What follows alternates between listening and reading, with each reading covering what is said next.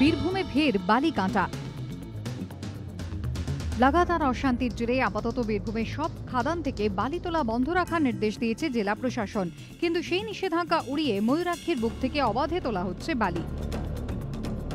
এ নিয়ে সোমবার ময়ূরেশ্বর 2 নম্বর ব্লকের বিডিওকে অভিযোগ জানান গ্রামবাসীরা। এরপর তৎপর হয় জেলা প্রশাসন, বন্ধ করে দেওয়া হয় বালি তোলা। আমরা এই অভিযোগটা নিয়ে আমরা 3 জন আলোচনা করে উপযুক্ত ব্যবস্থা আজকেরই মধ্যে আমরা ব্যবস্থাটা নিয়ে নিচ্ছি।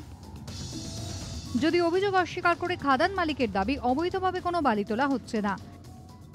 পারমিশন দিয়েছে, কিন্তু আপনাদের ঘাটে নৌকা চলছে, তার ছবিগুলোকে সাবমিট করা হয়েছে, বিষয়টা কি বলবেন? নৌকা চলে না তো আমাদের। ময়ূরেশ্বর শুধু নয়, সিউড়ি এবং মোহাম্মদ বাজারেও নদী পক্ষ থেকে অবাধে বালি তোলা হচ্ছে বলে অভিযোগ স্থানীয়দের।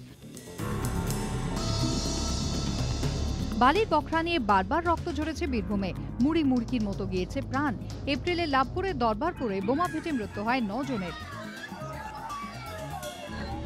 কয়েকদিন আগে বালি খাদানের দখল নিয়ে সংঘর্ষে উত্তাল হয় বীরভূমের সিউড়ি। চলে গুলি, বোমা, খাদানের অফিসেও আগুন লাগিয়ে দেওয়া হয়। অবৈধভাবে বালি তোলার জেরে নদী গহ্বরে তৈরি হচ্ছে মৃত্যু ফাঁদ, যার জেরে একাধিক মৃত্যুও ঘটেছে। এত কিছুর পরও বদলায়নি ছবিটা। গোপাল চট্টোপাধ্যায় রিপোর্ট, এবিপি আনন্দ, বীরভূম।